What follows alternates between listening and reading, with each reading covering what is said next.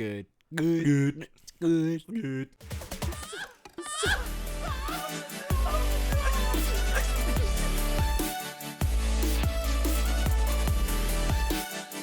Hey guys, welcome to Nerd Locker Podcast, your entertainment podcast for everything movies, television, video games, and more. My name's Adam. And I'm Aaron. I'm Oliver. Yeah, nope. Thank you, Aaron, for filling in for the end of Fallout. That was great. Anytime. Aaron is off screen, just like I was for the last episode. All right, guys. So we are going to be talking about some just random things. The first bigger thing we're just going to get out of the way is we got our first reveal of the Superman suit from James Gunn. Mm-hmm. So what are your thoughts? A lot of details in there. There's a lot of details, but the thing is the biggest thing, everyone was wondering, will he, won't he? He has the trunks. He's got them. He's got them. When was the last time he had that? Superman 6? Well, it wasn't 6. It was Superman, technically, I think it was 1, 2, 3. I think it was technically Superman 4, which is Superman Returns, which was Brandon Routh playing the Christopher Reeve version of the character. Yeah. But he also appeared in Crisis on Infinite Earths in like the Arrowverse stuff. So did he have the tights then? Yeah. So that would be the last time we saw him in live action. But that's still been at least like more than 5 years by the time this comes out. Dude. So it's been at least a little bit. I'm excited for it. We also have the belt with it. It kind of seems like he has a lot more around the neck area, which kind of lends into the type thing, the more recent comics of where it's at. So like maybe just that added protection. The cape looks great.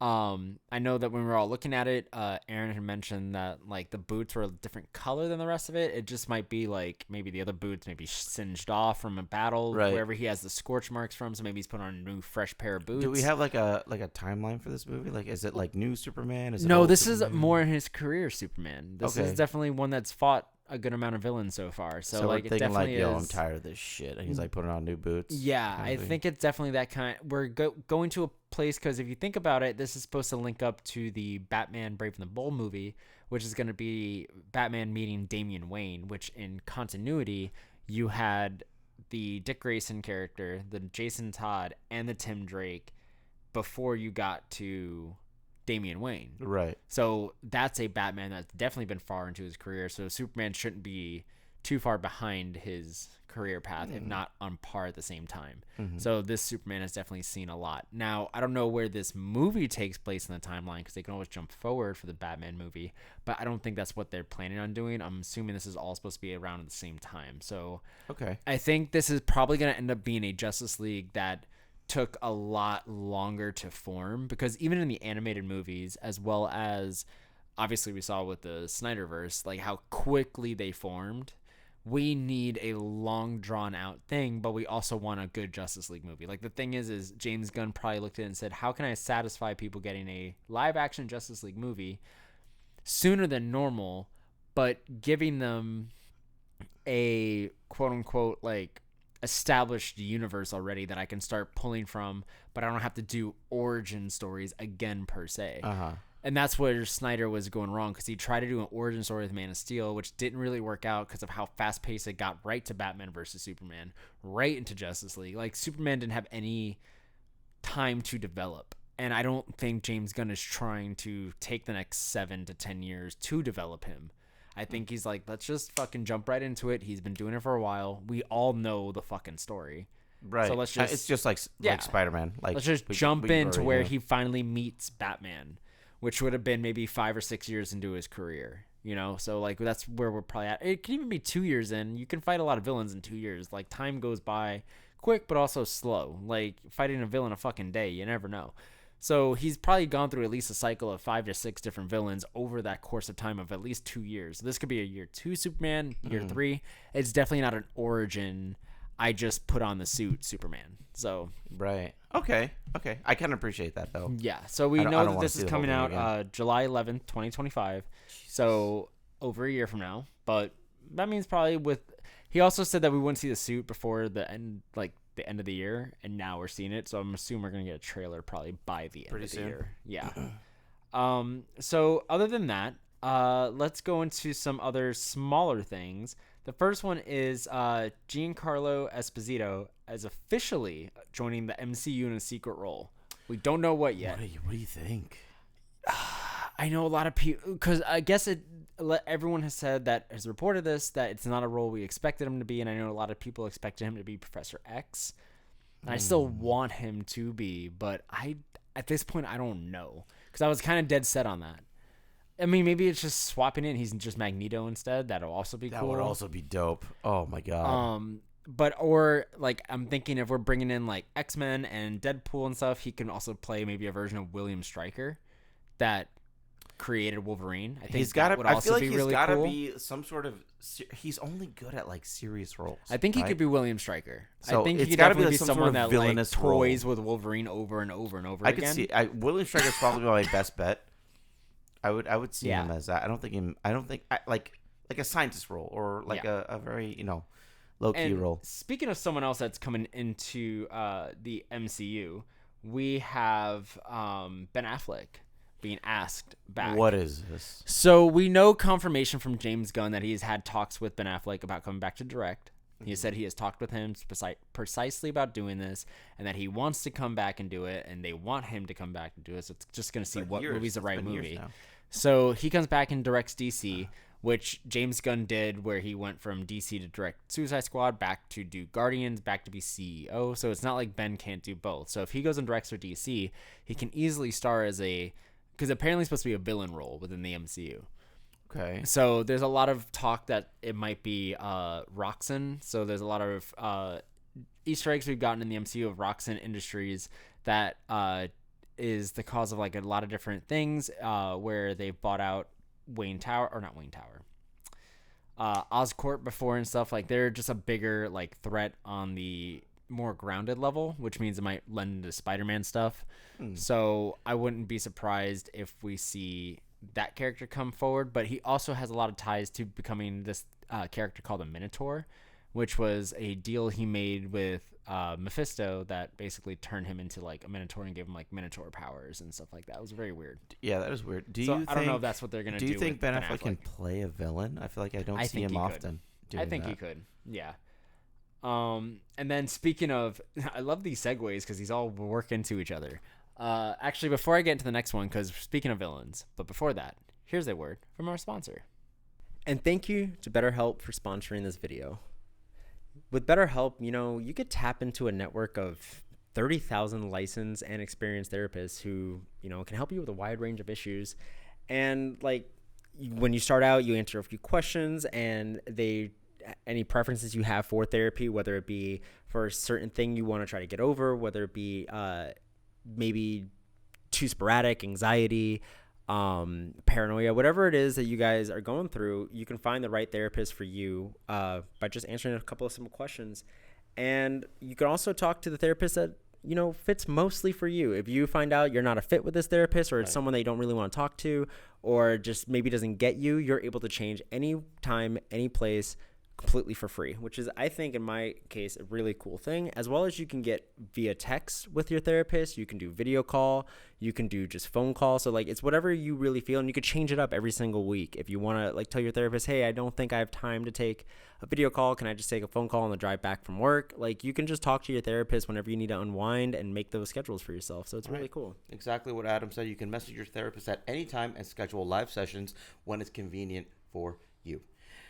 If your therapist isn't right fit for any reason, you can switch it to a new therapist that is a more accustomed to your liking for no additional charge.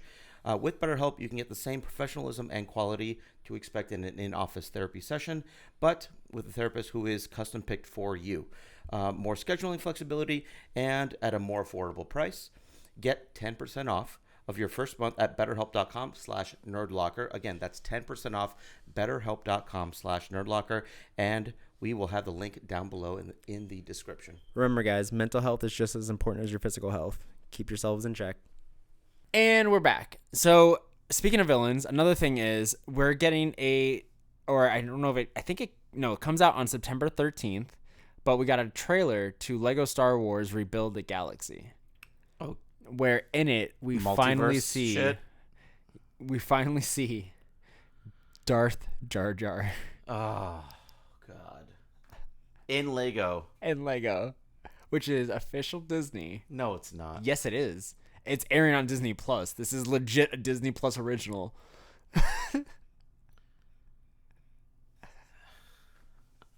I might need a third party to step in here. I don't know what you want me to say. I mean, I guess is it canon? I think it is canon if it's if it's like Lego. Canon in the way of like it's a canon It's a in their multiverse. It's yeah. a possibility. But it means that Disney, it's canon enough to where like Disney's acknowledging like, yeah, in one universe that did happen. Dude, that's fucking wild. It's just the Lego universe, but it did happen. Like, your theories are right. No, this is a special that's coming out on September 13th. You know what it is? It's a smuggler's like drug-induced coma dream. Yeah. In the corner of a cantina. You sit down. So, and then speaking of space, like I said, this all kind of lends into each other, guys. Apparently, I'm going to read this as quote. Pilot George A. Good? Okay, yep. Pilot Jorge A. Arteaga captures what some are describing as the best UFO footage ever over Colombia, which has been confirmed to be authentic. According to Jorge, the object observed was not a balloon of any type, not a drone, and not... You allergic to UFOs over there, bud? Fucking allergic to aliens? What's going on right now? What's happening? Yo, he's an alien. He's reacting to me. Say Jar Jar? So it's not any object known to him. As he was filming, the object moved slightly and he began to hunt it with the aircraft. At this point, Arteaga expressed fear when the UFO started moving towards him. He noted that the object had the object been a balloon, the aircraft's wake would have blown it away or disrupted its position. He also ruled out the possibility of it being a solar or helium balloon, as the sighting occurred at 12,500 feet with temperatures around 5 degrees Celsius. So this has been the most visible UFO that we've ever seen. Let me see this thing. And if you look at that video, you can see, like, you swipe and you can see in the clouds, it appears and it just like zooms out. And you guys can just type in UFO Colombia with aircraft. You'll find it. It's there it is. You see it? Yep. Dude, nuts. Right? Dude, that looks like a dead fish. It's like wiggly. Right? It's weird. That is weird. I don't like it. So, what are they doing here? I don't know. We but don't do anything. They want us for some reason. I think they're just... Now, honestly, segueing try again? segueing Okay. from things in the sky to another thing in the sky. So Nicolas Cage is apparently supposed to star in a new horror film about a young Jesus Christ. What? Sky? What are you talking about? God. But The Carpenter's Son, the name of the movie, will explore the life of a young Jesus Christ and his family as they face horrors both natural and divine. Wait, hold on. Are we saying Jesus is like a hunter? So guys, you know how the TCU is like Twisted Childhood Universe? You know the other story in your childhood you got, the Bible? Yeah, we're getting a horror version of that, starring Nicolas Cage. This is where our lives are at. This is where 2024 has gifted us with this knowledge of not only are we getting a Passion of the Christ 2 from Mel Gibson next year, but we're also gonna get. What is it? Easter? Actually, yes, it's detailing the time he was in when he was dead and actually in hell. Wait, listen, I'm not kidding. Listen to what I just said. Time dead in hell. This is the Mel Gibson movie. This is not even the thing starting Nicolas Cage. So we are getting two. I count two. Horror, scary, whatever movies based on what are we doing? Jesus Christ. What are we doing? Why aren't we doing this? It feels like there's no line anymore, and we can just do whatever the fuck we want, and then people just do their own thing. Because people said, you know what I really loved in the year 2000? Passion of the Christ. Passion of the Christ was actually a really good And I need it 25 years later, a sequel. Passion of the Christ was a really good movie. It was a really good movie, but no one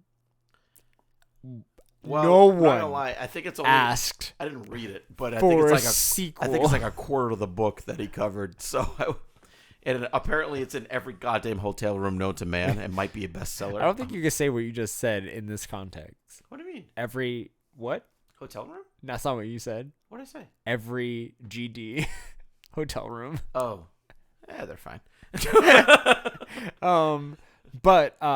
So okay. Out of all of that, last three things, guys, all X-Men related, kind of Disney X-Men related. The first one is Bob Iger has come out and said that from now on, we are only going to get 2 to 3 theatrical films and 2 Disney Plus series in one single year. Mm-hmm. I'm okay with that. I saw that, and I appreciate that. I'm I okay want with less.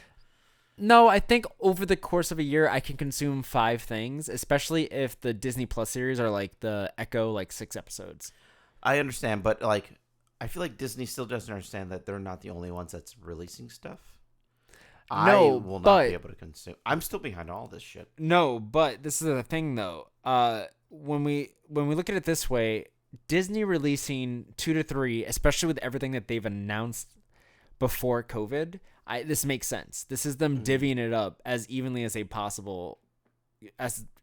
possibly can to give us everything up to Secret Wars like they promised within at least 2 or 3 years of the proposed dates. Yeah, that's fair. So like, I don't think this is what is going to happen going forward after this. I think this is like, hey, remember those 20 other movies we talked about? Yeah, we're about to shell them out, and this is how we're going to do it. Do you think after they're just going to poop them out? No, I think afterwards they're going to slow the hell down. After Secret Wars, this reset button is going to tell them, like, they've already acknowledged a lot of like where they know their failures were. So like, they're definitely going to do it differently after Secret Wars, but we need to like finish off what we started. Yeah. And then other 3 things. Ryan Coogler has been eyed to direct the upcoming X-Men live action film, and he's also officially now signed on for Black Panther 3. So that means he is directing the entire trilogy. Oh. Joining John Watts in directing an entire trilogy for Spider-Man. So I think that's kind of cool. And then apparently Marvel Studios is in talks with Dwayne "The Rock" Johnson to play X-Men villain Apocalypse in the MCU that Oscar Isaac previously played. No.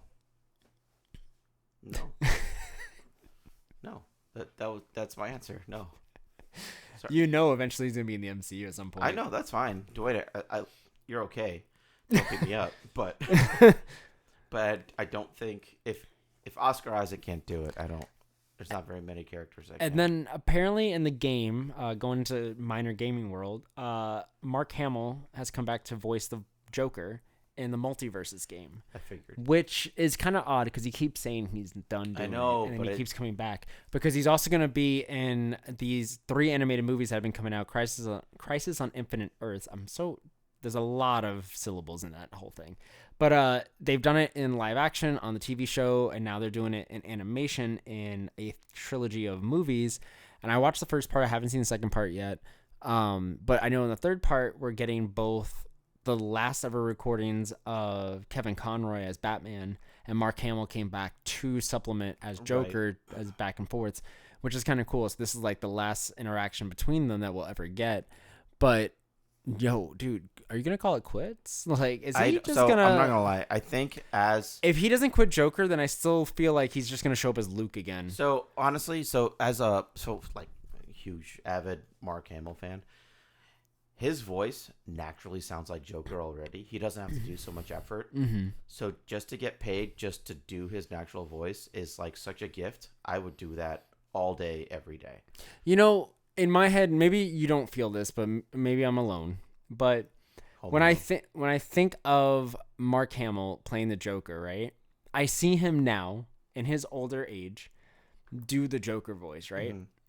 You know what I don't see in my head? I cannot picture young Mark Hamill doing the Joker voice. Trying to get power converters. No, but yeah, because like they're the same person. But what I would pay to see, because when he did Joker in the original 90s, he was already like in his 40s, almost 50s. So like he was already much older. Yeah. So like I just wonder, could young Mark Hamill, if you came to him in the 70s and been like, hey, there's no way.